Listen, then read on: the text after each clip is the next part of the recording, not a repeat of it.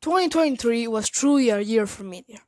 It was full of awesome movies going from the man who made the atomic bomb to a multiverse of spider people. And today I'm joined here by my very good friend to bring you our top 10 movies of 2023. Disclaimer: if we don't show a specific movie, it's because we didn't see it yet or it's lower on our lists. And now let's get on with the ranking.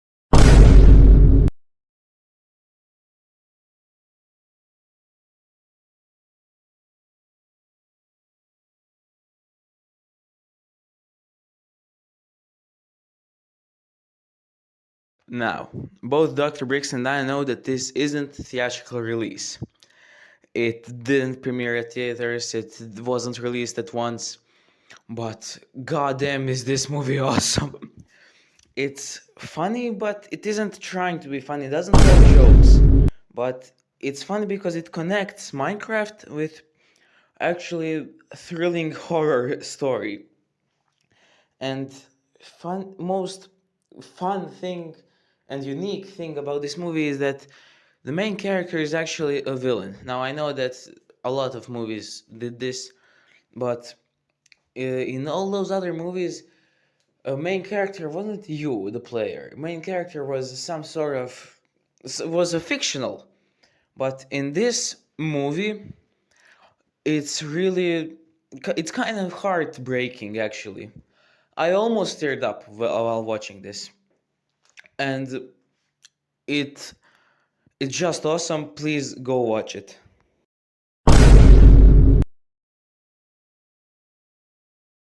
Oppenheimer was a really good movie. I really liked it, but I didn't have high expectations when when saw it. But it was very, very good. The acting with Cillian Murphy and RDJ was amazing, and Christopher Nolan really did an amazing job with this movie. I really liked the uh, practical effect bomb scene because I really just thought it was CGI, but no, I guess they made a small bomb and zoomed it in, and it was just like the atomic bomb. Um, Really, the only boring part about this movie was the act when they're in the courtroom, but we could get through it, and overall, it was a very solid movie, and I'm really happy with how it turned out. Pardon me. So the thing about this movie is that I forced Dr. Briggs to put it into this film. The movie is just okay to him, and I see why. Because this movie is actually made for fans, not the general moviegoers. And you can see that on Rotten Tomatoes. The film has 24% from critics and 89% from audience. Oh, pardon me. Again. So, um, I understand why people do not like this movie. And I still think the FNAF stories and fandom is cringe. But for me it's kind of cozy, and I really appreciate that it isn't just generic horror film. It's more of a thriller. It's not really all that scary, and I see why people wouldn't like that and stuff, but I like it. I really like it. And yeah, you don't have to go watch this movie if you don't know the lore, but if you do know the lore, go watch it, please. So even though this was the most average and okay movie from this list, we put it here because it's so much better than the first one for us, and I do not know if people will agree with this, but I think that this movie is miles better than the first Aquaman, which was funny bad. But this movie, for me, isn't bad. It's okay, but it's really fun. It's hella fun. So yeah, go watch it if you want. You won't miss out on anything if you don't. But Aquaman has chronologically had sex, and that's what's important from this movie. So yeah, you actually should watch it. This movie blew me away. I didn't really have high expectations of it, and I thought it was just going to be okay. I thought it wasn't going to be better than the original one, but gosh, this movie was so good. The all the acting, the story, all the music scenes, and all the songs hit really good, and they were very good. The choreography is awesome. I really like the whole story of them trying to defeat the chocolate cartel, and I really liked all the Oompa Loompa scenes that they included, and the ending was really satisfying. Overall, it was an amazing movie, and I highly recommend it. Hands down, the best Transformers movie ever, in my opinion. It was very well written. I really liked all the action in it, and it was just a very good movie overall. Optimus Prime had a really good character development. I really liked all the villains. Scourge was so menacing, and I can't wait to see more of Unicron. I really liked all the humans in this movie. Also, I think they were very well written. They weren't actually useless, and I really like how they introduced so many new characters of Transformers, and all those fight scenes were just so good and very well made. The CGI was very good, and I actually can't wait to see what this reboot of Transformers is going to bring us in the future. Dr. Bricks actually hyped me up for this movie and it was amazing. At first I was like, yeah, sure, it's gonna be alright and stuff, but wow, what a movie. It's literally like Spider-Man Homecoming, but done better.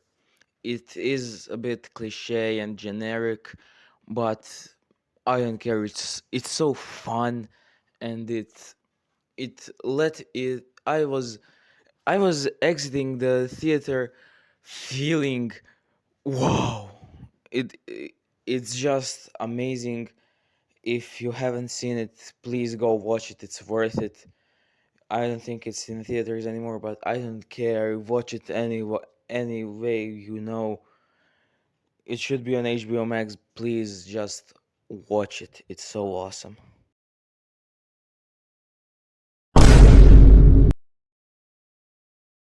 As a huge TMNT fan, this movie was so good. All the brother dynamics, villains, the art style was so good. I really loved that brothers were learning how to be a part of a team, and they seeing themselves how they can fight. Oh, the Superfly was such a good villain. He was very intriguing and interesting, and I like how the end he turned into a giant made of thousands of animals. The post-credit scene with Shredder was so good, and Splinter was very good. Although I would like him to be more serious from now on, but I hope we get that too. And the art style was just so good. I mean, it's really what made the movie 10 times better. I can't wait for more. Fact that this movie was such a masterpiece.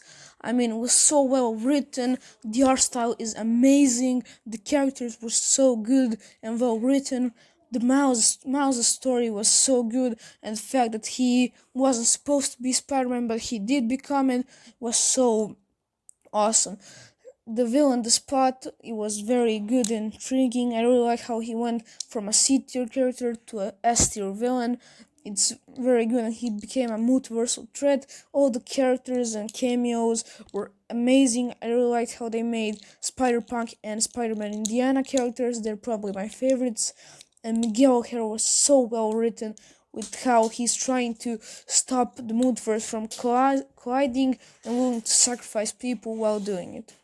The movie was overall such a masterpiece. The best movie of 2023 is Thank you all for choosing my movie. I'm truly touched. okay. Now we can tell you our real best movie of 2023, and it's Guardians of the Galaxy Volume 3. Won't leave in the context. For me, Guardians of the Galaxy Volume 3 is the best MCU movie of all time and the best movie of this year. It's made me cry 3 times, and the third time was because it's over. Because there will no be Guardians of the Galaxy Volume 4, and even if it will be Guardians of the Galaxy Volume 4, it won't be directed by James Gunn. And I have never been more angry at Disney than firing James Gunn. James Gunn has been my second favorite director, and it's just I think everybody loves Guardians of the Galaxy movies, but this one is just special, and it has the best villain in the MCU with Thanos. A High Evolutionary is just wow, and how it represents Disney. It kind of reminds me of South Park and their meta commentary, but this villain is just, and I was so glad that James Gunn made this movie and it had the F bomb. It's just wow. Please go see it. I don't know. I don't care if you pirate it, or if you see it on Disney Plus. Just please watch this movie because it's truly one of a kind.